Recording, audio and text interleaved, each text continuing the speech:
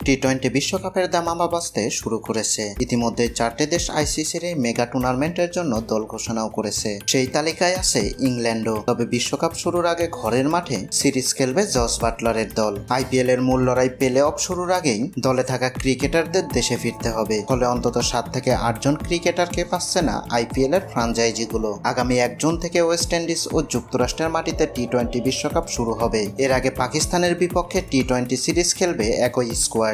এবারের আইপিএল এ 4টি সেঞ্চুরি এসেছে ইংলিশ ক্রিকেটারদের ব্যাটে, অথচ তাদের দেখা যাবে না প্লে অফ রাউন্ডে। ইংল্যান্ডের 8 জন ক্রিকেটার খেলছে চলতি আইপিএল এ, যাদের মধ্যে বাটলার, সল্ট ও জ্যাক্সরা দুর্দান্ত ফর্ম দেখিয়ে চলেছে। চলতি আইপিএল এ কলকাতা নাইট রাইডার্সের হয়ে 9 ম্যাচে 392 রান করেছেন সল্ট। 49 গড় আর 180 স্ট্রাইক রেটে রান করেছেন তিনি। এই আসরে তিনি 4টি অর্ধশতকও করেছেন। উইকেটের পেছনেও বেশ ভালো দেখাচ্ছে ইংলিশ ওপেনার। তার অনুপস্থিতি সুযোগ করে দেবে কলকাতার ডাক আউটে থাকা রহমানুল্লাহ গুরবাজকে। এই আফগান ওপেনারের চলতি আইপিএল এ এখনো 1 ম্যাচও খেলা হয়নি। রাজস্থান রয়্যালসের হয়ে ইতিমধ্যে এবার 2টি সেঞ্চুরি করে ফেলেছেন ইংলিশ অধিনায়ক বাটলার। 8 ম্যাচে 53 গড় এবং 150 স্ট্রাইক রেটে তিনি করেছেন 319 রান। এছাড়া পাঞ্জাব কিংসের জনি বেয়ারস্টো এবং রয়্যাল চ্যালেঞ্জার্স বেঙ্গালুরের হয়ে খেলা উইল জ্যাক্সও পেয়েছেন 1টি করে সেঞ্চুরি। 5 ম্যাচে 44 গড় এবং 190 স্ট্রাইক রেটে 176 রান করেছেন জ্যাক্স। বেয়ারস্টো 7 ম্যাচে 34 গড় এবং 168 স্ট্রাইক রেটে করেছেন 204 রান।